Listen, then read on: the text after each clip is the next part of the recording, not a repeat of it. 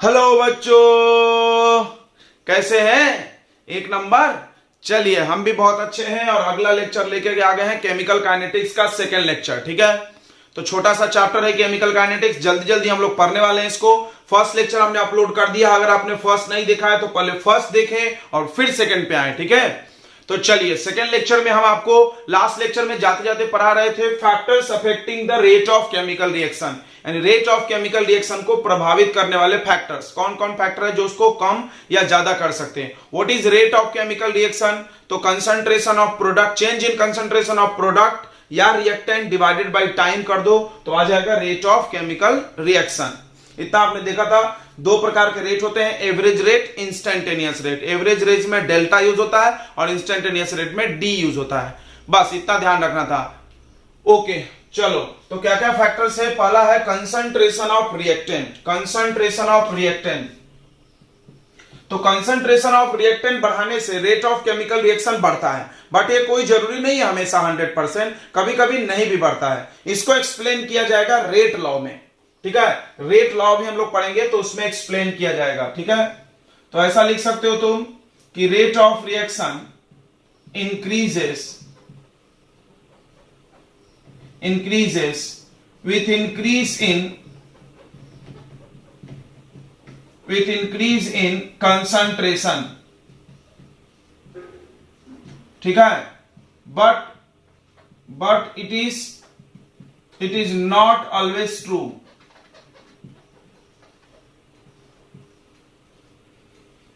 It is explained by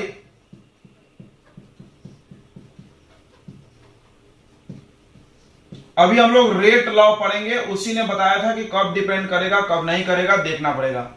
ठीक है, तो कंसंट्रेशन बढ़ाने से बढ़ जाएगा बट हमेशा 100% श्योर नहीं है। टेम्परेचर पे तो पक्का बढ़ेगा। याद रखो कि rate of reaction increases, short में लिख रहे हैं, विथ इंक्रीज ऑफ टेम्परेचर। याद रखो कॉमन डायलॉग है क्या कि with increase of 10 degree Celsius temperature, 10 degree Celsius temperature ROR become double। ये 1 मार्क में भी क्वेश्चन आता है, यानी 10 डिग्री सेल्सियस टेम्परेचर बढ़ाओगे तो रेट ऑफ रिएक्शन बढ़ जाएगा। इसमें एक और बात लिख सकते हो कि बट फॉर एक्सोथर्मिक, तो ये चीज तुमने पढ़ा होगा कहीं ना कहीं, ली चटर्लियर प्रिंसिपल। एक्सोथर्मिक रिएक्शन, जो हीट बाहर फेंक रहा है उसको गर्म करोगे तो वो स्लो हो जाएगा। बट फॉर एक्सोथर्मिक रिएक्शन के लिए ROR, rate of reaction, decreases with increase of temperature, यानी वहां टेम्परेचर बढ़ाओगे तो रेट ऑफ रिएक्शन घट जाएगा। ठीक है, आप नोट कर रहे हो? नोट कर रहे हैं कि नहीं कर रहे हैं? नोट करते जाओ, नहीं तो हम मिटा देंगे। अब प्रेशर की बात करो। द इफेक्ट ऑफ प्रेशर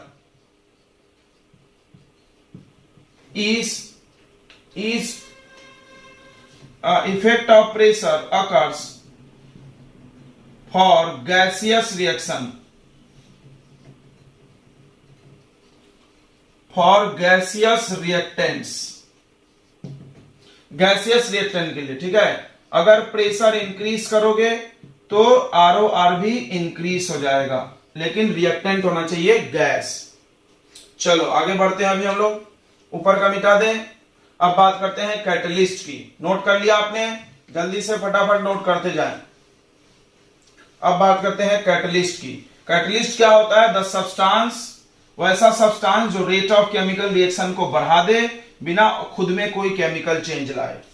तो नाम ही है कैटलिस्ट, बढ़ाने वाला, तो ये बढ़ाएगा ही। तो कैटलिस्ट जो होगा, कैटलिस्ट जो होता है वो ROR को, रिएक्शन, रेट ऑफ रिएक्शन को इंक्रीज कर देता है। ठीक है, कैटलिस्ट इंक्रीज कर देता है। कैटलिस्ट भी दो प्रकार के होते हैं, एक पॉजिटिव कैटलिस्ट और एक निगेटिव कैटलिस्ट। और एक को कैटलिस्ट बोलते हैं, एक को इनहैबिटर बोलते हैं। तो इनहैबिटर अगर लोगे तो रेट ऑफ रिएक्शन घट जाएगा, कैटलिस्ट लोगे तो बढ़ जाएगा। कैटलिस्ट मतलब बढ़ना ही होता है। कैसे बढ़ा देता है? तो एक्टिवेशन एनर्जी ध्यान से सुनेंगे, हम लोग आगे इसके बारे में पढ़ेंगे। एक्टिवेशन एनर्जी डिक्रीज कर देता है, कैटलिस्ट एक्टिवेशन एनर्जी को घटा देता है, इसलिए रेट ऑफ रिएक्शन बढ़ जाता है। तो ये देखो, सनलाइट का इफेक्ट फोटोकेमिकल रिएक्शन में होगा। For photochemical reaction, for photochemical reactions के लिए sunlight increases rate of reaction. जैसे एग्जांपल ये वाला AgCl, इस पे सनलाइट डालो तो ये टूट जाता है Ag प्लस Cl2। या फोटोसिंथेसिस, फोटोसिंथेसिस में भी रिएक्शन होता है, सबको पता होगा, कार्बन डाइऑक्साइड वाटर मिलकर ग्लूकोज बनता है।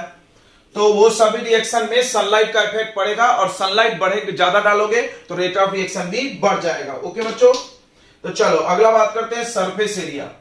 अगर किसी भी रिएक्टेंट के पार्टिकल का साइज डिक्रीज कर दो तो रेट ऑफ रिएक्शन फास्ट हो जाएगा, सीधी सी बात है, क्योंकि जितना ज्यादा एरिया रहेगा वो जल्दी जल्दी रिएक्ट करेगा। सरफेस एरिया में क्या होगा कि if particle size of reactants decrease करोगे देन सरफेस एरिया बढ़ेगा, सरफेस एरिया इंक्रीज होगा और ROR भी इंक्रीज हो जाएगा। ठीक है, अब बात करते हैं नेचर ऑफ रिएक्टेंट की। तो नेचर ऑफ रिएक्टेंट, तो रिएक्टेंट कैसा यूज करोगे उस पर डिपेंड करता है। ऊपर लिख रहे हैं देखो, फॉर गैसियस रिएक्टेंट, तो गैस के पार्टिकल फ्री होते हैं, आसानी से मूव करेंगे, जल्दी जल्दी वापस में टकराएंगे और रिएक्टेंट प्रोडक्ट बन जाएगा। तो for gaseous reactant ROR become faster हो जाएगा। ठीक है, और सुनो, फॉर आयनिक रिएक्टेंट, यानी अगर रिएक्टेंट आयनिक है तो रेट ऑफ रिएक्शन फिर फास्ट होगा, अगर कोवेलेंट है तो नहीं होगा, स्लो होगा। ठीक है, तो नेचर ऑफ रिएक्टेंट पे डिपेंड करता है, रिएक्टेंट तुम आयनिक कंपाउंड ले रहे हो कि गैस ले रहे हो कि सॉलिड ले रहे हो। अगर सॉलिड ले लिए तो स्लो हो जाएगा। ठीक है, और भी लिख सकते हो तुम कि इफ द स्टेबिलिटी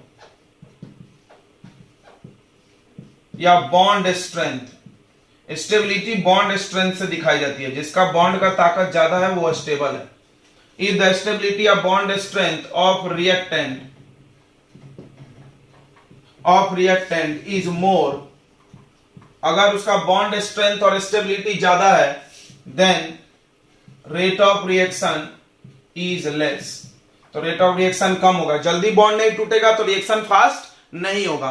तो ये सारे फैक्टर्स हमने आपको एक्सप्लेन कर दिया है थोड़ा थोड़ा, इस पे ज्यादा ध्यान भी मत देना क्योंकि ये कंप्लीट थ्योरेटिकल चीज है, इसी चीजों को हम लोग आगे इस चैप्टर में पढ़ेंगे। तो अगला है रेट लॉ, बहुत इंपॉर्टेंट है रेट लॉ, ध्यान से सुनना एकदम। रेट लॉ क्या है, तो एक लॉ है, this law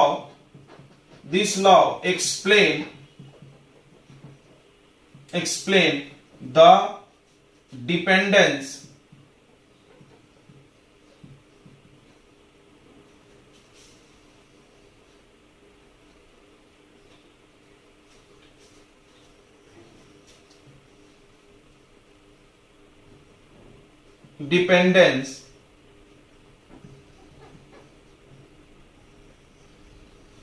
this law explains the dependence of concentration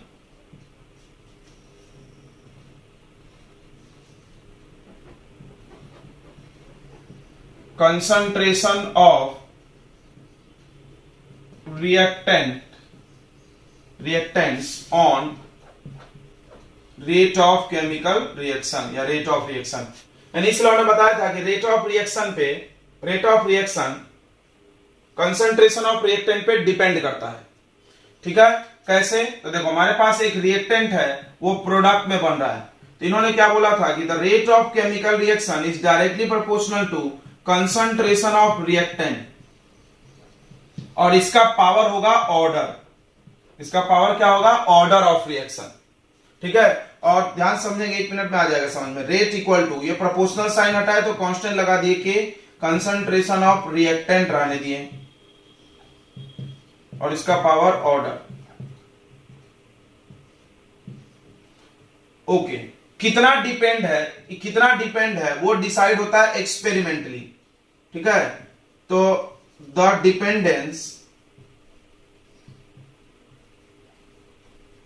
dependence of concentration of reactant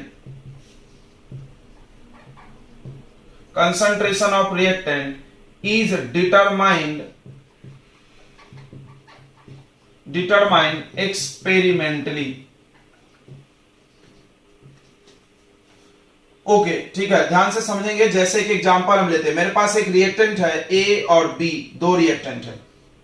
अगर एक ही रिएक्टेंट है तो एक ही रिएक्टेंट का पावर ऑर्डर लिखेंगे, और अगर हमारे पास दो रिएक्टेंट है या दो से ज्यादा है तो उनका प्रोडक्ट्स लेना है। क्या लेना है? प्रोडक्ट लेना है। Rate of chemical reaction equal to K into concentration of A और कंसंट्रेशन ऑफ बी का पावर क्या होगा, तो पावर हम लिख देते हैं एक्स वाई। यहां कुछ भी नंबर हो सकता है, मान लो यहां ए बी है, यहां का नंबर यहां पावर नहीं बनेगा, कोई जरूरी नहीं है, ठीक है। अलग भी हो सकता है, हो सकता भी अलग ही होगा, इतना समझो। और यहां पर जो x प्लस वाई करोगे तो ऑर्डर निकल जाएगा। ऑर्डर इक्वल टू क्या हो जाएगा? x plus Y. ऑर्डर को हम लोग n से दिखाते हैं, n ऑर्डर ऑफ रिएक्शन।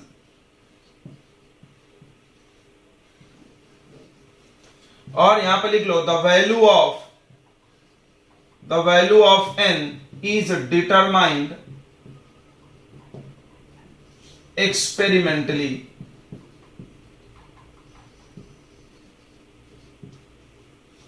थोड़ा सा इसको समझते हैं। इन्होंने क्या बोला रेट लॉ में? इन्होंने सीधा सीधा बोला कि rate of chemical reaction is directly proportional to concentration of reactant पे डिपेंड करता है। आई एम नॉट टेलिंग कि इसका पावर 1 होगा। मतलब डिपेंड तो दो प्रकार के हो सकता है ना। देखो, डिपेंड ऐसा हो सकता है कि डायरेक्टली प्रोपोर्शनल टू रिएक्टेंट का पावर 1 हो सकता है डायरेक्टली प्रोपोर्शनल रिएक्टेंट का पावर 2, 3, 4, 5 कुछ भी हो सकता है।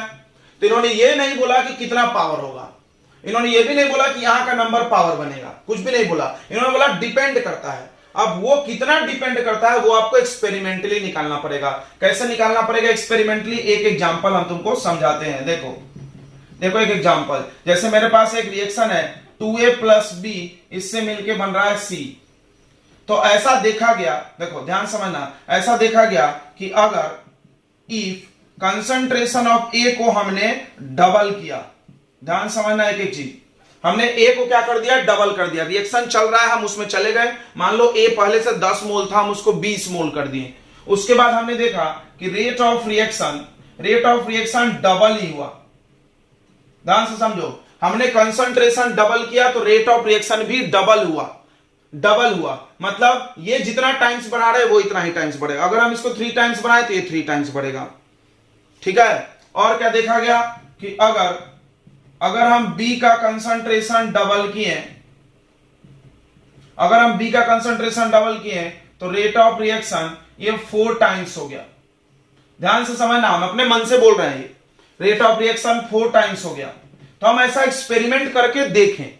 मतलब हमने क्या किया, कोई भी रिएक्शन ले लिए, कुछ रिएक्शन हो रहा है, मान लो आपको कोई भी रिएक्शन हो रहा है, आप दूध से दही बना रहे हो, आपने दूध का क्वांटिटी डबल किया तो देखा कि प्रोडक्ट भी डबल हो रहा है। ऐसा नहीं कि 2 लीटर दूध डाले तो 4 लीटर दही, डबल करे तो 4 टाइम्स बढ़ रहा है। मतलब वो करके देखना पड़ेगा, ऐसा अपने मन से नहीं बोल सकते यार, अपने मन से नहीं बोल सकते कि डबल करे तो कितना बढ़ रहा है, या हो सकता है बढ़ ही नहीं रहा है, बहुत बार बढ़ ही नहीं रहा है।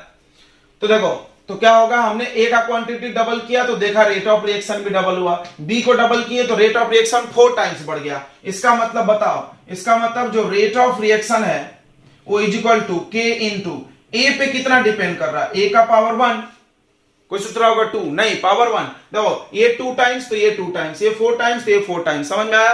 डायरेक्टली प्रोपोर्शनल का मतलब तो समझता होगा ना, x is directly proportional to y। अगर हम y को डबल करें तो x भी डबल होगा ना, यस। और अगर यहां पे स्क्वायर है, हम इसको डबल करें तो स्क्वायर होकर कितना बढ़ जाएगा? 4 टाइम्स। तो और b का पावर होगा 2, b का पावर कितना होगा? 2। तो यहां से हम ऑर्डर निकाल सकते हैं अब अपने मन से, इन दोनों को प्लस करके 1 + 2 कितना आ गया ऑर्डर 3। तो क्या ये हम पावर अपने मन से लिखे हैं? नहीं। क्या हम ये पावर इस सामने वाला नंबर लिखे? नहीं। तो कहां से आया है पावर? ये पावर आया एक्सपेरिमेंट करके। एक्सपेरिमेंट में करना क्या है, तुमको इसको बढ़ा के देखना है, तुमको ए को डबल करके देखना है, बी को डबल करके देखना है, मतलब बढ़ा के देखना है, डबल करो या 3 टाइम। मान लो हम इसको 3 टाइम्स करें तो ये कितना बढ़ेगा 9 टाइम्स, जस्ट उसका पावर स्क्वायर हो जाएगा क्योंकि पावर 2 है। इसको हम 3 टाइम्स करें तो ये 3 टाइम्स ही बढ़ेगा। तो क्लियर हो रहा होगा, आपको समझ में आ गया होगा। एग्जांपल जब हमने दिया, ये एग्जांपल देखो, ये एग्जांपल से समझने की कोशिश करो। तो क्या बोला रेट ने, इस लॉ ने क्या बोला, इस लॉ ने बोला कि rate of reaction it depends on concentration of reactant, but इन्होंने ये नहीं बोला डायरेक्टली प्रोपोर्शनल। डायरेक्टली प्रोपोर्शनल बोलता तो पावर 1 हो जाता, पावर 1 हमेशा रह नहीं सकता। इस पे रिएक्टेंट का जो भी पावर आएगा उसको ऑर्डर बोलेंगे, रिएक्टेंट का जो भी पावर आएगा उसको ऑर्डर। अब रिएक्टेंट मेरे पास 2 है तो इन दोनों का पावर प्लस कर लेंगे तो ऑर्डर आ जाएगा, ठीक है। तो क्या बोला, the dependence of concentration of reactant is determined experimentally, यानी रिएक्टेंट कितना डिपेंड है रेट ऑफ रिएक्शन पे, वो कैसे डिटरमाइन होगा, एक्सपेरिमेंट करके। जैसे यहां पे एक रिएक्शन हमने लिया, ये भी एग्जांपल नहीं है, ऐसे है, कोई भी एक रिएक्शन है ए बी, यहां सामने वाला नंबर स्मॉल ए स्मॉल बी है, इसको स्क्यूमेट्रिक कोफिशिएंट बोलते हैं। तो यहां पर जो रेट आएगा वो के और ए का पावर ए नहीं आएगा, कुछ भी एक्स वाई आ सकता है, और n = x + y, और यहां लिख सको the value of n is determined experimentally. n का वैल्यू कैसे निकालेंगे, एक्सपेरिमेंटली निकालेंगे। अब एक चीज और समझो, तो x को हम लोग बोलेंगे, x क्या है, तो x है order of reaction, order of reaction with respect to a, और y जो है वह है order of reaction with respect to b, और x + y है ऑर्डर ऑफ रिएक्शनशिप या ओवरऑल ऑर्डर ऑफ रिएक्शन। समझा क्या मतलब, a के रेस्पेक्ट में कितना ऑर्डर है x बताएगा। जैसे रेट ऑफ रिएक्शन a पे कितना डिपेंड करता, पावर 1, यानी ये 1 ऑर्डर क्या है, 1 is order of reaction with respect to a के रेस्पेक्ट में ऑर्डर, मतलब इतना बात में डालो, दिमाग में डालो, ऑर्डर मतलब वो एक नंबर होता है जो ये बताएगा कि रिएक्टेंट का कंसंट्रेशन रेट ऑफ रिएक्शन पे कितना डिपेंड करता है, ठीक है। यहां पावर 2 है, मतलब b का पावर 2, मतलब b का कंसंट्रेशन बढ़ाएंगे तो उसका स्क्वायर होकर के रेट बढ़ेगा, यानी this 2 is order of reaction with respect to b, और इन दोनों को प्लस कर दो तो पूरे रिएक्शन का ऑर्डर आ जाएगा। क्लियर हो गया, एक एक ये पावर जो अलग अलग है वो एक एक रिएक्टेंट का है ऑर्डर। अब यहाँ पे कुछ भी हो सकता है, कुछ भी हो सकता है, हम अपने मन से गेसिंग नहीं कर सकते, हमको ऐसा लिख के देना पड़ेगा, या हम कुछ ऐसा हिंट देंगे कि इसको डबल किए तो वो डबल हुआ। मान लो इसको डबल किया और ये बढ़ा ही नहीं तो पावर कितना, 0, बढ़ा ही नहीं तो पावर 0। अगर हम इसको डबल किए और ये 8 टाइम्स हो गया तो इसका मतलब 2 का पावर 3 है, तो 2 का पावर 3 ऑर्डर हो जाएगा, मतलब यहां पे 3 आ जाएगा। समझ में आ गया होगा। तो यही चीज हम बोल रहे हैं कि एक्सपेरिमेंटली डिसाइड होगा। अब देखो एक बात और लिख लो, ऑर्डर ऑफ रिएक्शन का अब हम लोग डेफिनेशन वगैरह लिखते हैं, फिर रेट कांस्टेंट पे चले जाएंगे। चलो ऊपर से मिटा दे, तो इस लॉ का स्टेटमेंट क्या होगा, पेपर में आ गया रेट लॉ लिखो, तो तुमको यही लिख सकते हो बस कि ये लॉ ने बताया था कि rate of chemical reaction depend करता है कंसंट्रेशन ऑफ रिएक्टेंट पे, और कितना डिपेंड करता है उसको हम लोग एक्सपेरिमेंटली ही निकाल सकते हैं। जैसे ये सारी बातें लिख दो, ये एक एग्जांपल भी लिख सकते हो तुम, ठीक है। और x और y ये अलग अलग जो पावर है वो इसका और इसका ऑर्डर है, एक एक का, x a का ऑर्डर है और y b का ऑर्डर है, इन दोनों को प्लस कर दो तो पूरे रिएक्शन का ऑर्डर आ जाएगा। यहां पे एक लिख लो, देखो कि ऑर्डर ऑफ रिएक्शन या n कैन बी, n क्या क्या हो सकता है, n 0 हो सकता है, n पॉजिटिव नंबर हो सकता है, n फ्रैक्शन हो सकता है, निगेटिव नहीं हो सकता, n फ्रैक्शनल नंबर भी हो सकता है, मतलब n का वैल्यू प्लस में आ सकता है, 0 आ सकता है, फ्रैक्शन में भी आ सकता है, ठीक है। अब हम लोग बात करते हैं रेट कांस्टेंट की, थोड़ा सा इतना समझ में आ गया आपको, आ गया होगा, नहीं आया तो अभी हम लोग इसको बहुत डिटेल में करने वाले हैं चर्चा, आप टेंशन नहीं लें।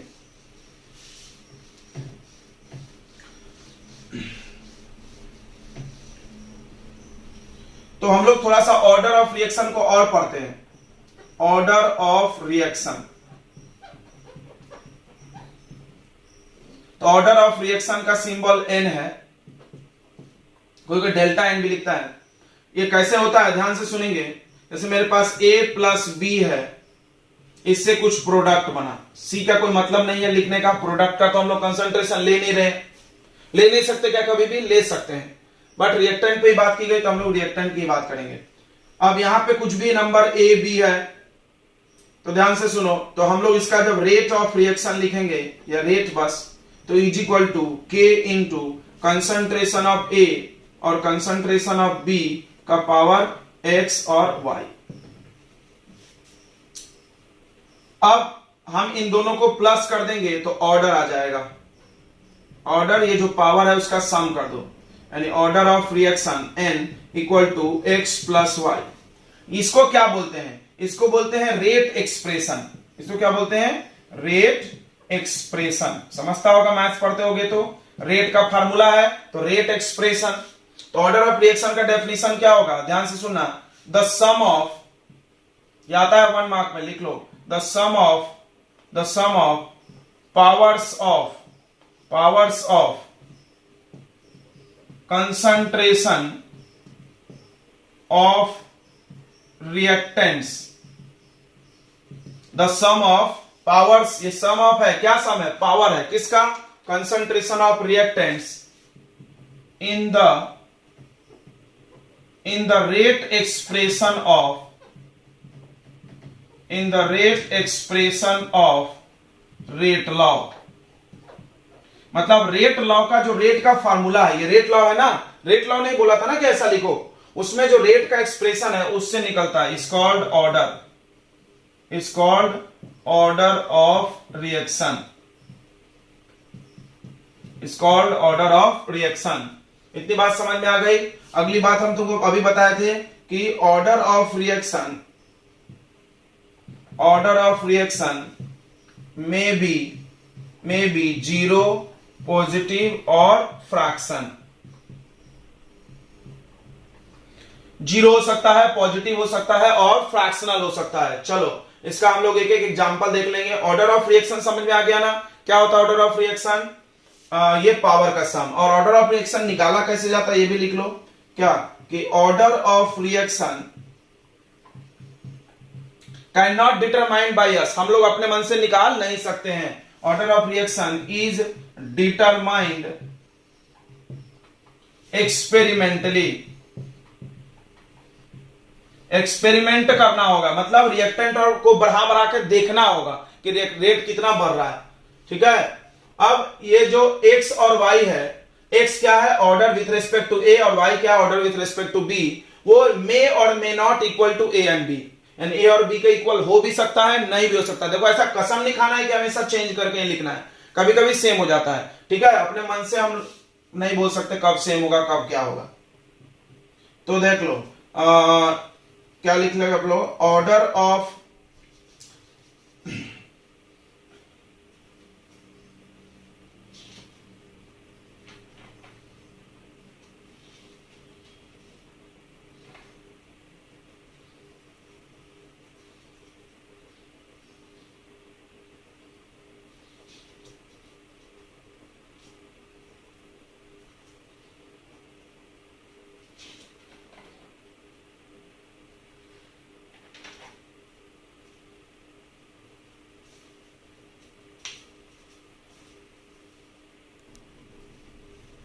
तो अब हम लोग इसके कुछ एग्जांपल्स देख लेते हैं ऑर्डर ऑफ रिएक्शन के, zero order, first order, second order. अच्छा, अगर ऑर्डर जीरो हुआ तो उसको जीरो ऑर्डर रिएक्शन बोलेंगे। देखो एग्जांपल्स, देखो एग्जांपल्स में पहला हम लोग लिख लेते हैं जीरो ऑर्डर रिएक्शन का।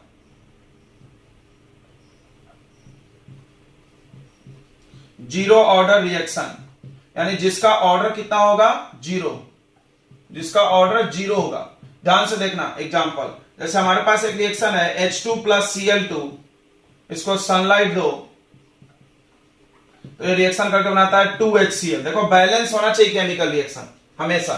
अब हम लोग इसमें जब रेट निकालें तो ऐसा देखा गया, देखो हम ये बोल सकते हैं क्योंकि हम जानते हैं, तुम नहीं जानते हो टेंशन मत लेना, कभी तुमको ये पूछेगा नहीं कि तुम ऑर्डर खुद से बता दो, अरे ऐसा कैसे यार, बता ही नहीं सकते, एक्सपेरिमेंट करना पड़ता है। तो H2 का कंसंट्रेशन बढ़ाएं तो रेट बढ़ा ही नहीं, H2 का कंसंट्रेशन बढ़ाया तो रेट बढ़ा ही नहीं, तो बताओ पावर कितना, 0। Cl2 का भी हमने कंसंट्रेशन बढ़ाया, डबल किया तो रेट नहीं बढ़ा, तो यहां पर पावर 0 0 आ गया, तो ऑर्डर कितना आ रहा है बताओ, ऑर्डर कितना आ रहा है, 0 आ रहा है। तो इसको बोलते हैं zero order reaction. Zero order reaction का मतलब कि rate of reaction do not depend on concentration of reactant. याद रखना जीरो ऑर्डर में क्या होता है, तो for zero order reaction rate of reaction do not depends on concentration of reactants, यानी रिएक्टेंट के कंसंट्रेशन पे डिपेंड करता ही नहीं है। इसको रिएक्टेंट को बढ़ा दो, रेट ऑफ रिएक्शन बढ़ने वाला नहीं है, तो ऐसे रिएक्शन को जीरो ऑर्डर बोलते हैं। ठीक है, एक और एग्जांपल देख लो, ये NH3 है, इसको कैटलिस्ट डाल के तोड़ा जाता है N2 + 3H2, ये भी जीरो ऑर्डर है। हमने बोल दिया जीरो ऑर्डर है, मतलब तुम समझ जाओ कैसे लिखेंगे इसका रेट कैसे लिखेंगे बताओ। इसका रेट लिखेंगे K और रिएक्टेंट NH3 है, और NH3 का पावर कितना आ जाएगा, 0, तो ऑर्डर इसका भी कितना आ रहा है बच्चों, जीरो ऑर्डर। तो दो एग्जांपल काफी, आप एक एग्जांपल याद रखो, एक से ज्यादा याद रखने की कोई जरूरत नहीं है, बस एक एक एग्जांपल, ताकि आप किसी को बता सको। तो जीरो ऑर्डर हो गया। अब हम लोग आगे देखते हैं फर्स्ट ऑर्डर, फिर सेकेंड ऑर्डर, फिर फ्रैक्शनल। बस फर्स्ट ऑर्डर तक ही सिलेबस में है, फिर भी हम लोग सेकेंड ऑर्डर तक देखेंगे। दूसरा first order reaction. First order का मतलब जिसका ऑर्डर 1 हो, सीधी बात है, जिसका ऑर्डर कितना आना चाहिए, 1। अब देखो इसका एग्जांपल है एक N2O5 होता है, डाई नाइट्रोजन पेंटाऑक्साइड। इसको जब हीट करोगे तो ये टूट जाता है NO2 + O2, बैलेंस करोगे तो यहां 4 लगाना पड़ेगा क्योंकि ये 4 बार है, 4 2 8 + 2 10। ठीक है, अब इसमें अगर रेट लिखोगे तो ये आएगा K × ये तो पावर लिखना नहीं है अपने मन से, हम जब बताएंगे तभी तुम लिखो। तो N2O5 ऐसा देखा गया, ध्यान सुनना, ऐसा देखा गया कि ये बढ़ाओ, ये डबल करो तो रेट भी डबल, ये 3 टाइम्स करो तो रेट भी 3 टाइम्स, ये 4 टाइम्स करो तो रेट भी 4 टाइम्स, यानी एक ही बार बढ़ रहा है तो पावर कितना होगा, 1। एक बार बढ़ रहा है तो पावर 1। तो बताओ इसका ऑर्डर कितना आ गया बच्चों, इसका ऑर्डर आ गया 1। 1 ऑर्डर को ही हम लोग क्या बोलते हैं, फर्स्ट ऑर्डर। यानी फर्स्ट ऑर्डर रिएक्शन में हम बोल सकते क्या कि rate is directly proportional to concentration of reactant. Yes, यहां पे डायरेक्टली प्रोपोर्शनल बोल सकते हैं। डायरेक्टली प्रोपोर्शनल का मतलब पावर 1 हो जाता है। ठीक है, और एग्जांपल दिखा देते हैं हम तुमको। एक रिएक्शन है ईस्टर वाला, CH3COO CH3, ये बहुत बकरा है, प्लस वाटर में डाल दो तो ये टूट जाता है और क्या बनाता है, कार्बोक्सिलिक एसिड CH3COOH + CH3OH और अल्कोहल, इसमें एसिड कैटलिस्ट होता। इसमें भी जब रेट देखा गया, ध्यान सुनना, इसमें रेट देखा गया तो K × concentration of CH3COO CH3 का पावर 1 था और H2O का पावर 0। मतलब वाटर बढ़ाने पे, इसको ऐसा लिखने के बाद समझ सकते, देखो ध्यान समझना, तो ये तुमको खुद से लिखने कभी नहीं बोला जाएगा। ऐसा लिख के दिया रहेगा तो ऑर्डर पूछेंगे, या लिख के दिया रहेगा इसको बढ़ा रहे हैं तो रेट नहीं बढ़ रहा है, तो समझ गए हम पावर 0। इसको बढ़ा रहे हैं तो रेट डबल, इसको डबल तो रेट डबल, इसको 3 टाइम्स तो रेट 3 टाइम्स, तो पावर 1। तो यहां पर भी ऑर्डर कितना आ रहा है बताओ, ऑर्डर कितना आ रहा है, 1। आगे तुमको हम पढ़ाएंगे इस रिएक्शन का एक स्पेशल नाम भी है, इसको सूडो फर्स्ट ऑर्डर भी बोलते हैं, सूडो फर्स्ट ऑर्डर, बस नाम सुन के रखो, मिलेगा आगे। तो फर्स्ट ऑर्डर का एग्जांपल हो गया। अब एक सेकेंड ऑर्डर का देख लो यार, second order reaction. Second order का मतलब ऑर्डर कितना, 2, सीधी बात है, समझ ही रहा है तुमको।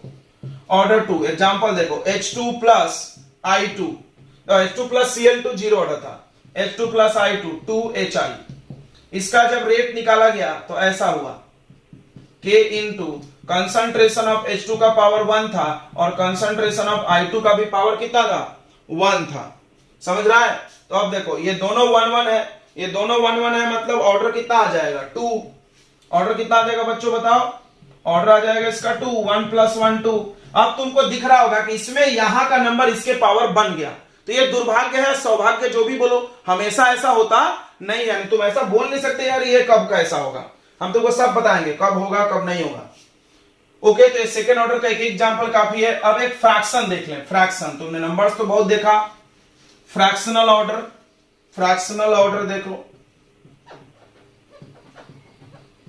फ्रैक्शनल ऑर्डर ऑफ रिएक्शन, यानी जिसका ऑर्डर फ्रैक्शन में होगा। एक रिएक्शन है क्लोरोफॉर्म का, CHCl3 प्लस क्लोरीन गैस, सुने हो तुम? क्लोरीन गैस डाल दो क्लोरोफॉर्म में, ये क्लोरोफॉर्म है, इसमें क्लोरीन गैस डाल दो सनलाइट के प्रेजेंस में, तो ये क्लोरीन इसमें चला जाता है और HCl बाहर, तो ये बन जाता है CCl4 प्लस HCl। ये रिएक्शन कहीं मिला होगा 10th में, इसमें क्लोरीन चला गया, हाइड्रोजन बाहर। तो अब इसका जब रेट देखा गया तो कैसा था, K इंटू, इस पे डिपेंड करता था वो पावर 1 और इस पे डिपेंड करता था पावर हाफ। मतलब पावर हाफ का मतलब अगर हम इसको 4 टाइम्स बढ़ाएं तो ये 2 ही बढ़ रहा था, इसको समझो। अगर हम इसको 4 टाइम्स किए तो उसका पावर हाफ कर दो, यानी 2 टाइम्स बढ़ेगा। अगर हम इसको 9 टाइम्स बढ़ाएं तो ये 3 टाइम्स ही बढ़ेगा।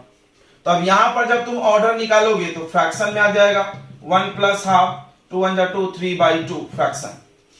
तो तुमने देखा सारे एग्जांपल्स, यानी तुमने देख करके ये चीज ऑब्जर्व किया कि भाई हम अपने मन से ये लिख नहीं सकते हैं, गलत हो जाएगा। तो तुमने ऑर्डर ऑफ रिएक्शन को पढ़ा। अब थोड़ा सा हम लोग आगे बढ़ने से पहले के के बारे में पढ़ेंगे। के रेट कांस्टेंट, उसको छोड़ के हम लोग बढ़ गए। तो रेट कांस्टेंट का डेफिनेशन, उसका एसआई यूनिट पढ़ के ही आगे हम लोग अब बढ़ेंगे। ठीक है बच्चों, तो हम तुमको रेट लॉ का एक एक चीज पढ़ा दिए, ध्यान सुनेंगे।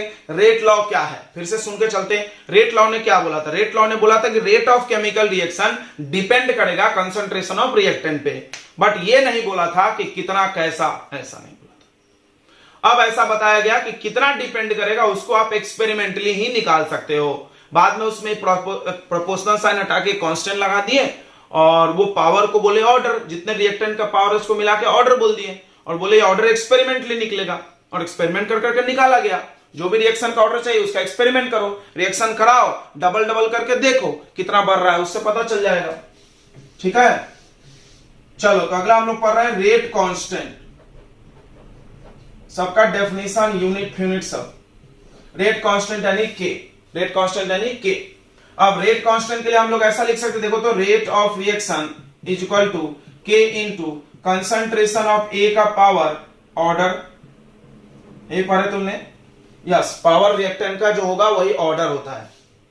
अब अगर देखो इफ, यदि कंसंट्रेशन ऑफ रिएक्टेंट, या ए बी भी लिखो यार, ए बी भी चलेगा, इसका पावर एक्स इसका पावर वाई।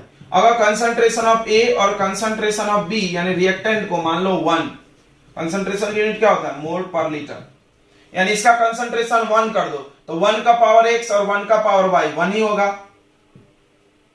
तब rate of chemical reaction is equal to rate constant हो जाएगा। यहीं से डेफिनेशन बनाएंगे हम लोग, क्या कि rate of chemical reaction is equal to rate constant, या rate constant is equal to rate of chemical reaction. देखो ऐसा, rate constant is rate of chemical reaction, rate constant rate of chemical reaction है when the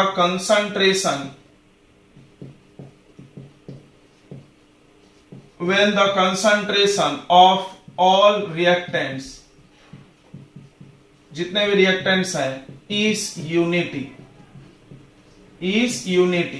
मतलब जब वो 1 हो जाए, समझ में आया? जब रिएक्टेंट का कंसंट्रेशन 1 मोल ले लो, 1 मोल पर लीटर, उस वक्त जो रेट ऑफ केमिकल रिएक्शन आएगा, रिएक्शन का जो स्पीड आएगा वही है रेट कांस्टेंट। जैसे एक एग्जांपल, मान लो कोई रिएक्शन है, उसका रेट है, कल पढ़े थे तुमने, 2 मोल पर लीटर पर सेकेंड। अगर हम रिएक्टेंट का कंसंट्रेशन 1 कर दें तो जो रेट होगा वही के का वैल्यू हो जाएगा। के का भी वैल्यू कितना है? 2 है।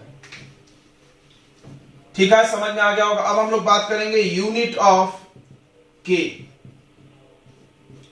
तो के का अगर यूनिट चाहिए तो आपको रेट को डिवाइड करना होगा, रेट को डिवाइड करना होगा, ध्यान सुनना, कंसंट्रेशन ऑफ एक्स और कंसंट्रेशन ऑफ बी से। एक्स और वाई को मिला कितना बनता? ऑर्डर। अब ये तो कुछ भी हो सकता है, तो ये एक चीज ध्यान रखो, तो हम ट्रिक बता देते डायरेक्ट। देखो यूनिट ऑफ रेट कांस्टेंट कैसे निकलेगा, तो मोल पर लीटर का पावर 1 माइनस एन करना, मोल पर लीटर का power 1 minus n second inverse. ये यूनिट है जहां पर n है ऑर्डर ऑफ रिएक्शन, यानी k का यूनिट डिपेंड करता है किस पे, ऑर्डर ऑफ रिएक्शन पे। k का यूनिट किस पे डिपेंड करता है, ऑर्डर ऑफ। तो k का यूनिट ऑर्डर पे डिपेंड करता है। देखो कैसे, थोड़ा सा समझते हैं। देखो अगर मान लो rate equal to k into a का पावर 1 है, a का पावर 1 मतलब फर्स्ट ऑर्डर, तो k का यूनिट क्या आएगा, rate divided by concentration of a का पावर 1, और ये पावर 2 होगा तो डिवाइडेड बाय 2, पावर 3 होगा तो पावर 3, मतलब जो भी ऑर्डर होगा उसके हिसाब से रेट का यूनिट बदलेगा। तो हमने डायरेक्ट फॉर्मूला बता दिया, मोल पर लीटर 1 का पावर 1 माइनस एन। जैसे देखो ये पेपर में आता 1 मार्क में, unit of K for zero order, for zero order, zero order मतलब एन का वैल्यू कितना डाल दो, जीरो, यहां पे जीरो रखो तो 1 माइनस जीरो 1, तो क्या बचेगा, मोल पर लीटर पर सेकेंड। इसको ऐसे याद रखो, जीरो ऑर्डर में के का यूनिट वही है जो रेट का यूनिट है, रेट ऑफ रिएक्शन, बराबर। अगला देखना, unit of K for first order,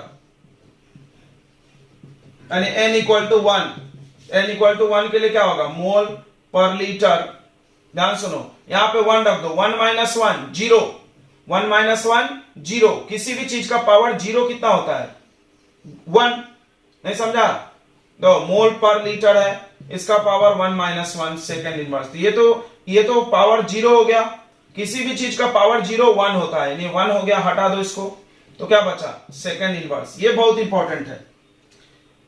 अब बताओ unit of K for second order, second order, direct सोच के बताओ, डायरेक्ट सोच के बताओ, n का वैल्यू 2 डाल दो, n का वैल्यू 2 डाल दो, 1 माइनस 2 माइनस 1, इस पे पावर माइनस 1 करो, अंदर साइन बदल दो, एंड मोल का पावर माइनस 1, लीटर का पावर प्लस 1, और सेकेंड इनवर्स में कोई चेंज नहीं होगा।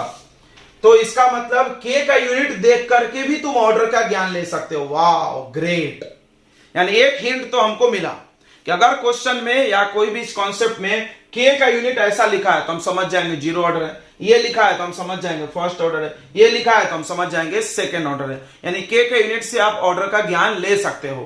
क्लियर है? तो 1 मार्क का क्वेश्चन ऐसा भी बनाया जा सकता है कि आपको यूनिट ऑफ k पूछा जाए, ऐसा हम लिख दें। ध्यान से देखो, एक क्वेश्चन बना लेते हैं, ये छाप लिए है ना, एक क्वेश्चन कर लेते हैं छोटा सा।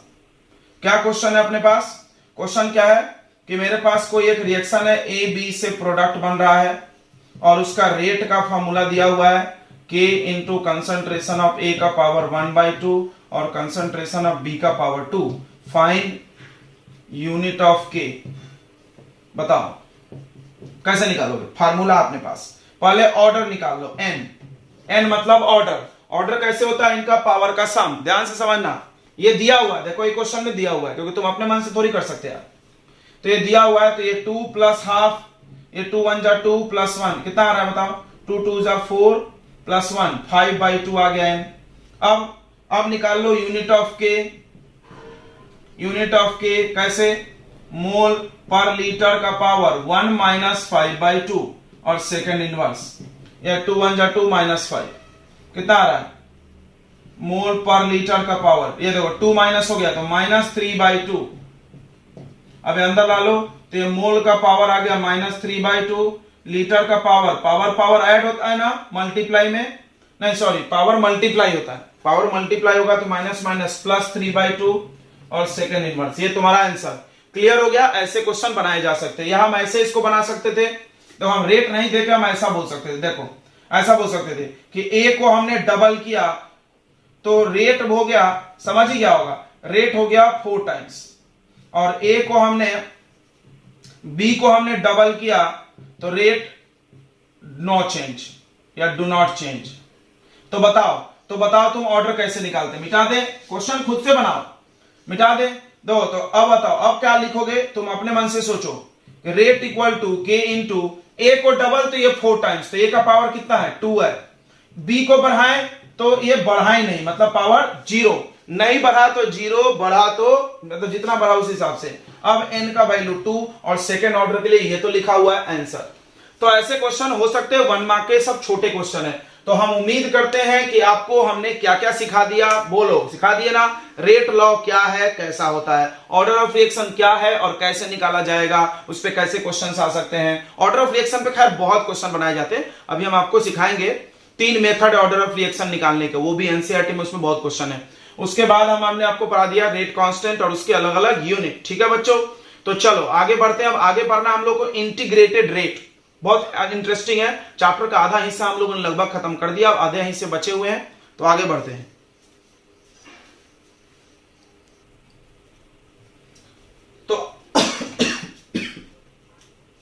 तो आगे हम लोग पढ़ रहे हैं, एक इंपॉर्टेंट टॉपिक है मॉलिक्यूलरिटी, ध्यान सुनेंगे। तो मॉलिक्यूलरिटी क्या होता है, तो इसका डेफिनेशन क्या होता है। जैसे कोई भी रिएक्शन है, तुमने अभी देखा कि बहुत सारे रिएक्शन ऐसे हैं जिसमें रिएक्टेंट और ऑर्डर अलग अलग हो जा रहा है, मतलब वो नंबर्स जो है, जैसे ध्यान से सुनो, ए बी मिलके सी बन रहा, तो कितने मॉलिक्यूल रिएक्शन में है, 2 लोग, मॉलिक्यूल 2 है, लेकिन ऑर्डर तो कुछ भी हो सकता है ना, ऑर्डर 1 भी हो सकता है, 2 भी हो सकता है, 3 भी, 0 भी, कुछ भी हो सकता है, राइट। तो मॉलिक्यूलरिटी एक टर्म बनाया गया जिससे यह पता चले कि कितने मॉलिक्यूल्स रिएक्शन में भाग ले रहे हैं। मॉलिक्यूलरिटी इसीलिए बनाया गया। तो मॉलिक्यूलरिटी का डेफिनेशन है, ध्यान से देखो, द टोटल या the number of molecules of reactants that take part in elementary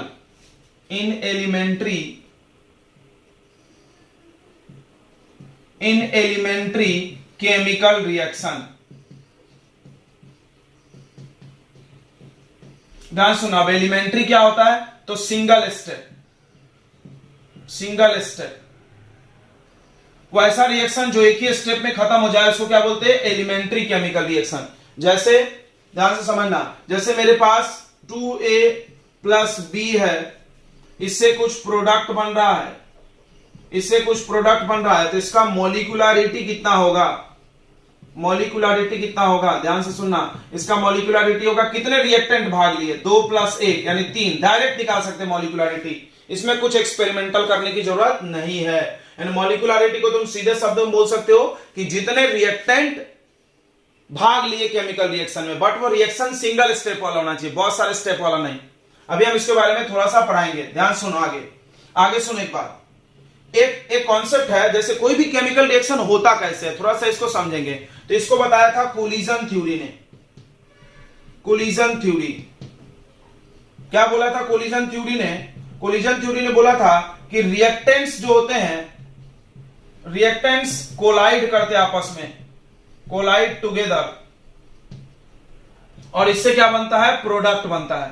यानी जो रिएक्शन होता है, रिएक्शन कराने के लिए तुम एक कंटेनर लेते हो, उसमें रिएक्टेंट डालते हो, तो रिएक्टेंट के मॉलिक्यूल्स आपस में टकरा के प्रोडक्ट बनाते हैं। ठीक है, यानी टक्कर से प्रोडक्ट बनता है। यानी हम मॉलिक्यूलरिटी को ऐसे भी डिफाइन कर सकते हैं, क्या, the number of molecules of reactants that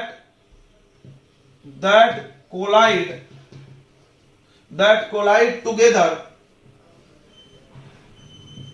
to form product। यानी एक साथ जितने मॉलिक्यूल्स ऑफ रिएक्टेंट या एटम्स ऑफ रिएक्टेंट भी बोल सकते हो, जितने एटम ऑफ रिएक्टेंट या जितने मॉलिक्यूल ऑफ रिएक्टेंट एक साथ आपस में कोलाइड होके प्रोडक्ट बनाते हैं, form product in elementary chemical reaction.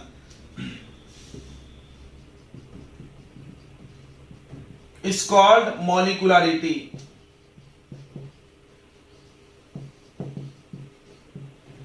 तो जितने रिएक्टेंट मॉलिक्यूल आपस में टकरा के प्रोडक्ट बनाते हैं, जैसे यहां पे 3 लोग हैं, तो 2A और 1B टकरा के प्रोडक्ट बनाएगा, तो मॉलिक्यूलरिटी 3 हुआ। समझ में आ रहा है? तो अब हम लोग बात करते हैं 2 प्रकार के केमिकल रिएक्शन बनाए गए थे ऑर्डर और मॉलिक्यूलरिटी के बेसिस पे। आप ये कॉपी कर लो, फिर आगे ये पूरा समझाने होगा आपको। एलिमेंट्री क्यों बार बार हम लिख रहे हैं, हम सब समझाते हैं, आप टेंशन मत लो, आप ये नोट कर लो, ठीक है। तो मॉलिक्यूलरिटी एक नया टर्म आ गया, ये ऑर्डर जैसा है कि ऑर्डर से अलग है, इसको भी हम लोग समझते हैं। तो अब देखो, तो ऑर्डर के बेसिस पे दो टाइप के केमिकल रिएक्शन क्लासिफाई किए गए। देखो, on the basis of order of chemical reaction,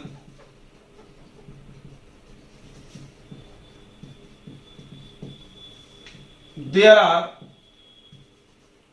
chemical reaction, there are two types of chemical reaction। तो केमिकल रिएक्शन के दो टाइप बनाए गए। देखो, पहला नाम था एलिमेंट्री केमिकल रिएक्शन,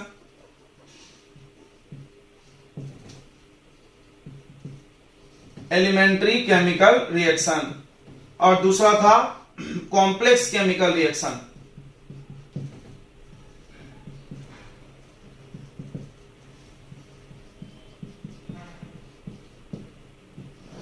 ध्यान से समझो, एक एक चीज समझाएंगे हम लोग। पहला है elementary chemical reaction,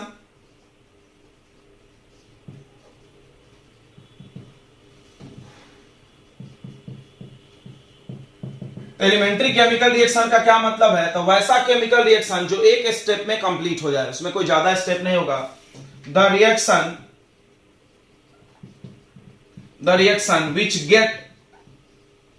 which get completed in single step। तो तुम याद रखो, वन स्टेप रिएक्शन है ये, उसको बोलते हैं एलिमेंट्री। अब कुछ बातें हम बताएंगे, बहुत इंपॉर्टेंट, नोट कर लो। देखो, पहले बात कि molecularity is defined for elementary chemical reaction. Elementary reaction लिखते हैं, बार केमिकल रिएक्शन मतलब जितने भी एलिमेंट्री रिएक्शन है उसी में मॉलिक्यूलरिटी निकाला जाता है, कॉम्प्लेक्स में नहीं निकाला जाता। यानी मॉलिक्यूलरिटी एलिमेंट्री रिएक्शन के लिए वैलिड है। इसलिए हम मॉलिक्यूलरिटी के डेफिनेशन में बार बार लिख रहे थे कि फॉर एलिमेंट्री केमिकल रिएक्शन। अगला एक बहुत इंपॉर्टेंट बात सुनो कि फॉर एलिमेंट्री केमिकल रिएक्शन,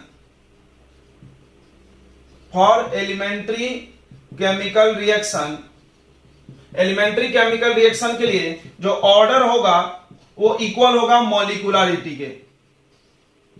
तो हमेशा ऐसा नहीं होता है, लेकिन बस एलिमेंट्री अगर लिखा है तो एलिमेंट्री मतलब जितना ऑर्डर उतना ही मॉलिक्यूलरिटी। चलो कुछ एग्जांपल देखते हैं, जैसे एग्जांपल हम तुमको बताते हैं।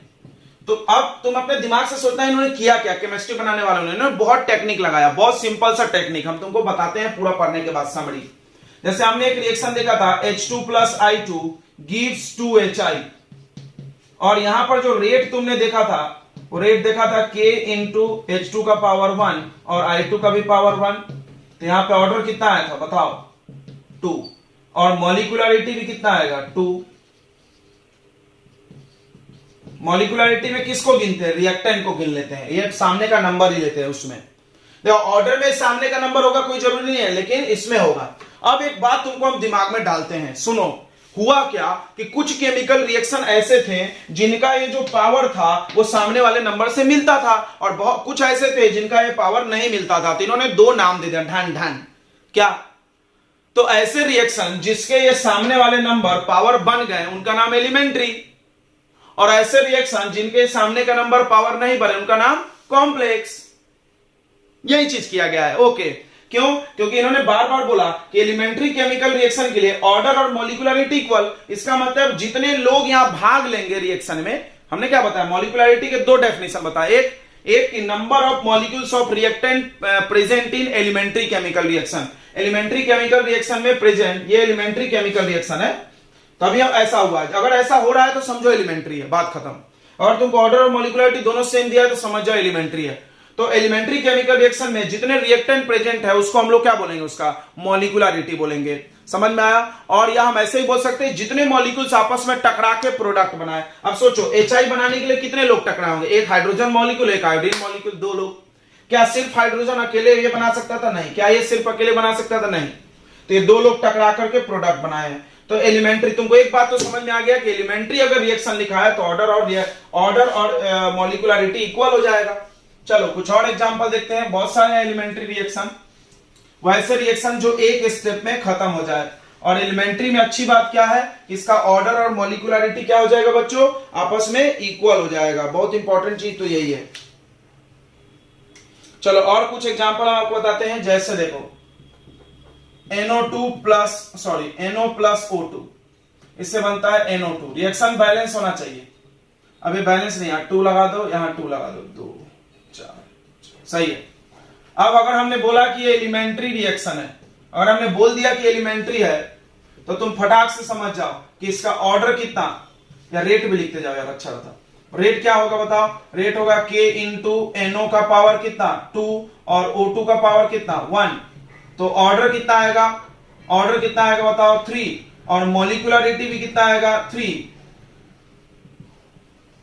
मॉलिक्यूलरिटी 3। तीसरा एग्जांपल देख लो, NH4NO2। NH4NO2 है, इसको अपन हीट कर दिए तो यह बन गया N2 plus H2O। N2 plus H2O balance कर लो, यहां पर 2 लिख दो। ये एलिमेंट्री है। एलिमेंट्री मतलब एक स्टेप में खत्म होने वाला रिएक्शन को क्या बोलते हैं हम लोग, एलिमेंट्री केमिकल रिएक्शन। तो देखो अब इसमें बताओ, इसमें रेट क्या होगा, इसमें रेट क्या होगा यार, डायरेक्ट NH4NO2 का पावर 1। तो ऑर्डर कितना, ऑर्डर और मॉलिक्यूलरिटी दोनों कितना हो जाएगा बताओ 1। ठीक है, तो तुमको एक बात समझ में आई, एक नाम है एलिमेंट्री केमिकल रिएक्शन, उसी के लिए मॉलिक्यूलरिटी डिफाइन किया गया था। मॉलिक्यूलरिटी नाम किसके लिए यूज किया जाता है, एलिमेंट्री, कॉम्प्लेक्स के लिए यूज नहीं किया जाता है। अब चलो अब आगे बढ़ते हैं।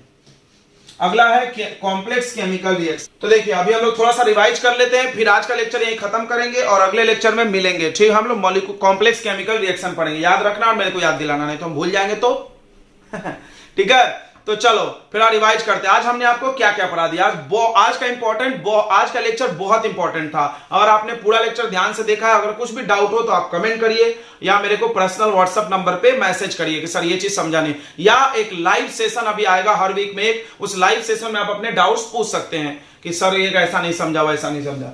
ठीक है, लाइव सेशन का हम आपको डेट और अनाउंसमेंट अभी व्हाट्सएप मैसेज में कर देंगे।